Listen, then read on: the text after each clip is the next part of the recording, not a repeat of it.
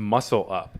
And a lot of people really have trouble with the brutal honesty aspect of things. Like that's one thing that I think people really shy away from. People are very sensitive to being told that they're wrong. And let's not speculate on why that is, but let's say somebody's in that spot where they're really afraid to take that honest look at themselves and how they're showing up.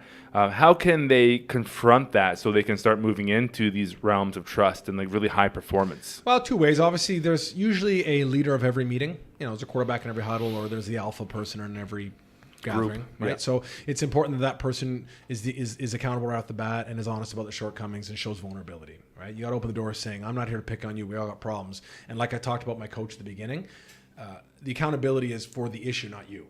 That's got to be made clear. Like what went wrong? Okay, that's what we're dealing with, not you. Unless continuously the problem is your lack of effort. But if, I couldn't make the block, whatever, good. How can we help you do that? And let's make this very clear here. We're here to solve problems, not to blame you.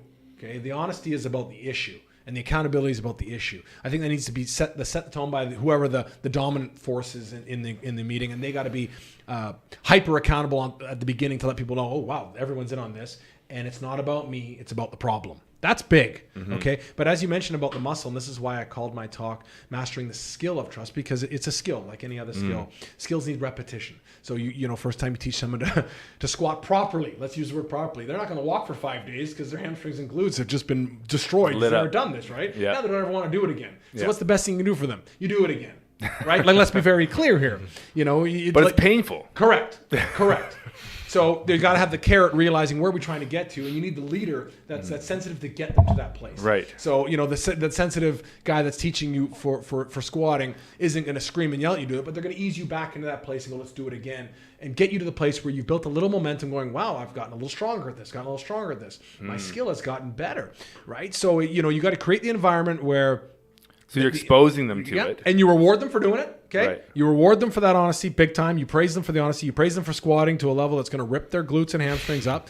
And then you praise them for coming back into that pit of terror and torture and demise, because you realize the long-term objective, again, is that end vision that we talked about. Where are you trying to get to? This is helping you get there. We need to get there to get there. Okay, that's the carrot. Remember, this is helping us. And you're doing the right thing. You praise it, you praise it, you praise it. You're in there with them. And like any other skill or any other muscle, a little bit of reps builds a little bit more confidence, which builds a little more want to chase that confidence, chase the reps, and off you go. So at the beginning, just like any personal trainer doesn't macho you, they humble themselves down, saying, I'm just here with you. They're not trying to show you why they're better than you. They expose vulnerability and issues, so you feel okay going down this journey with them. And then, you try it the first time, you're praised very well for going past your comfort zone. They hold your hand to bring you back into that squat cage or that meeting room and say, we're going to do this again because you did such a good job last time. And boy, do I need that honesty more than ever, because I'm really loving it from you. Make sure you're holding me as accountable as I am for you. We're both in this together. And then as they build it up, like anything else, you become a little more comfortable. Look, I was terrified in my first huddles as a pro football player. Terrified. I screw up. I come back in this 10-year vet. He's cussing me out. And it's not because he thinks I suck. He wants to win, and we gotta fix what was wrong. I realized quickly it wasn't that I was wrong. It was what I was doing was wrong. So let's get that on the table. Let's fix it and move forward. And then we become able to solve problems instead of hiding from problems, instead of guarding our ego and scared of the truth because it hurts, craving the truth because that's where improvement lies. And that has to be, again, what are you trying to get in life? Let's remind where we're trying to get to. This is what it takes. I'm in it with you. We're going to do this together. And each time you do it, you get a little bit stronger until you get to the point where you turn to someone that craves it, demands it, needs it, because you realize that is the road to greatness. That's amazing. Yeah. I think